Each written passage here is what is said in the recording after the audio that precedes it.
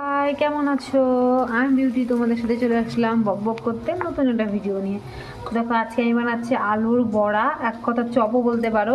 হালকা তেলে ভাজবো, শুধু এইটুকু ডিফারেন্স। এখানে আছে তোমার আলু কুচানো, পেঁয়াজ কুচানো, লঙ্কা কুচানো, কালো জিরা, বেসন, চালের গুঁড়ি সব কিছু দিয়েছি। আর এখানে দেখো বড়া ভাজা হয়ে গেছে কয়েকটা, একদম নরম।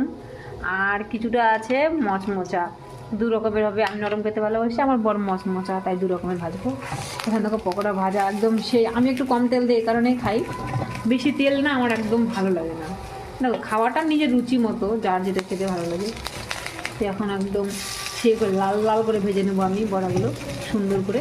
তেল যে খুব একটা কম দিচ্ছি সেটাও না, মানে হালকা পরিমাণে। যেরকম ওই যে দোকানে চপগুলো খেলে না, একদম তোমার চপটা মানে ভাঙলে তেলগুলো হাতেই থেকে যায় অর্ধেক, ওরকম না, মানে হালকা টাইপের।